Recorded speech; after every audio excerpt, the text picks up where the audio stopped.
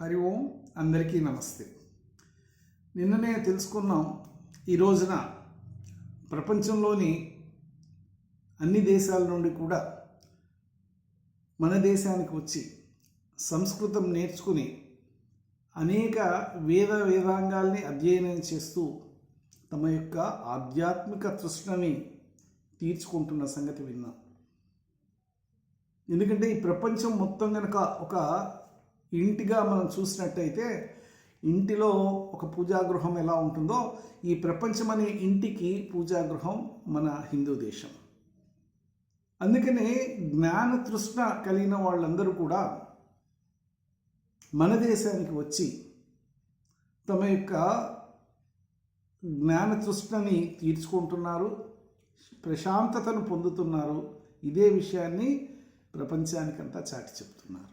ఇది ఈరోజు కొత్తగా చెప్పుకోవాల్సిన విషయం ఏం కాదు. చరిత్రలో అత్యంత పరమత ద్వేషి ఎవరు అంటే ఔరంగజేబ్. మీ అందరికీ తెలిసిందే. ఔరంగజేబ్ సింహాసనాన్ని అధిష్ఠించింది ఎలాగో మీకు తెలుసు. తల్లిదండ్రుల్ని చెరబట్టి సంహరించిన చరిత్ర అతనిది. కానీ మన పాఠ్యపుస్తకాల్లో అతను చక్రవర్తి అయిన టోపీలు కుట్టుకొని ఆ సంపాదనతో జీవించడం గొప్పగా చదువుకుంటాం.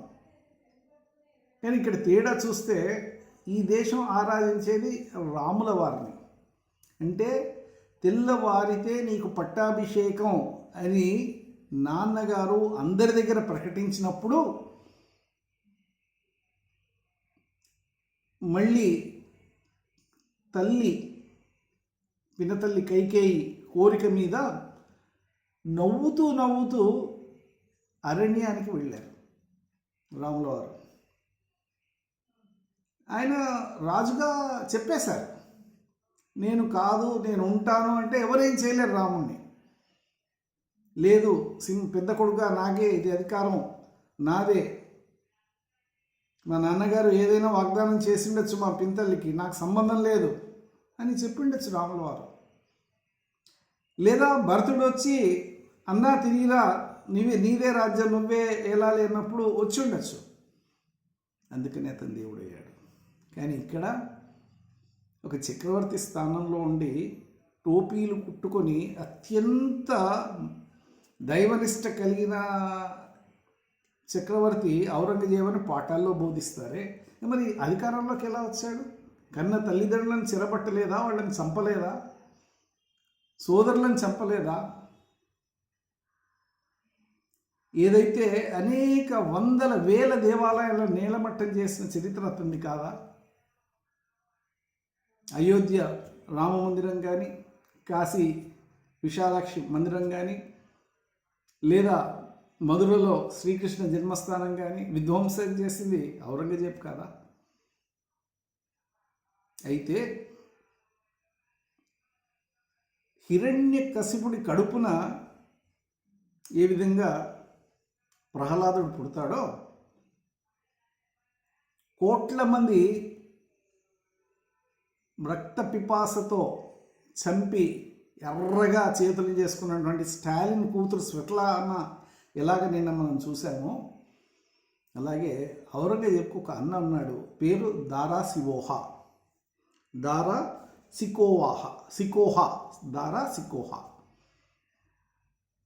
ఇతను ఏం చేశాడంటే మొత్తం ఈ ఖురాన్లో ఉన్నటువంటి అన్ని హదీసులన్నీ చదివాడు, ఆమూలాగ్రంగా పరిశీలన చేశాడు. అతనికి తృప్తి కలగలేదు, అతనికి మానసిక ప్రశాంతత కలగలేదు. ఇంకా ఏదో తెలుసుకోవాలి, ఇంకా ఏంటో తెలుసుకోవాలి అని చెప్పి అతను ఏం చేశాడంటే సంస్కృతం నేర్చుకున్నాడు. సంస్కృతం పూర్తిగా నేర్చుకున్న తర్వాత వేదాంగాల్ని అధ్యయనం చేశాడు. ఈ వేదాంగాల్ని అంతా అధ్యయనం చేసిన తర్వాత అతని యొక్క జ్ఞాన తృష్ణ తీరింది, అతనికి జ్ఞానోదయం అయింది, మానసిక ప్రశాంతత లభించింది. వెంటనే అతను ప్రకటించాడు, వేదాలు సశాస్త్రీయమైనది. హిందూ ధర్మం అత్యున్నతమైన ధర్మం హిందూ ధర్మం. కాబట్టి ఇది సత్య మార్గము అని చెప్పి అతను బహిరంగంగా ప్రకటించాడు. ఔరంగజేబ్ అన్న దారా సికోహా ఏమైంది? శిరచ్ఛేదం చేసేసాడు ఔరంగజేబ్. అలాగా పురాణ కాలంలోనే కాదు, నవీన కాలంలో కూడా దుర్మార్గుల ఇంట సజ్జనులు పుట్టడం మనం చూస్తూనే ఉన్నాం. హిందూ ధర్మంలో ఉన్నటువంటి గొప్పదనం ఇది. ఒకటి ఆలోచన చేయండి, దాదాపు 800 సంవత్సరాలు మహమ్మదీయులు పాలించారు, ఒక 200 సంవత్సరాలు బ్రిటిష్ వాళ్ళు పాలించారు. కానీ ఎందుకు మిగిలిన దేశాల్లో లాగా, అంటే మీరు చూసుకుంటే ఒక గ్రీకు నాగరికత కానివ్వండి, లేకపోతే రోమన్ నాగరికత కానివ్వండి, పమేరియన్ కానీ, ఇట్లా మీరు మెసొపొటేమియన్ ఎన్నో దేశాలు నాగరికతలు జాతులు చూశారు.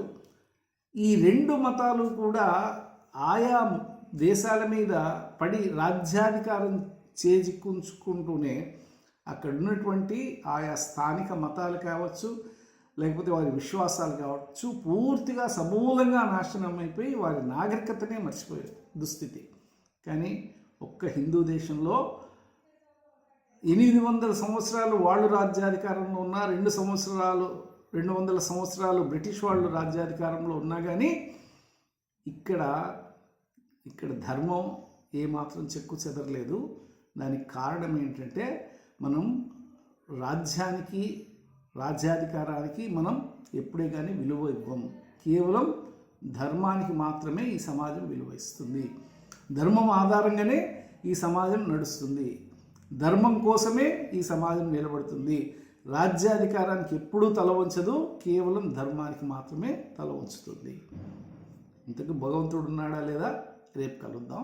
నమస్తే. ఉత్తిష్ట భారత.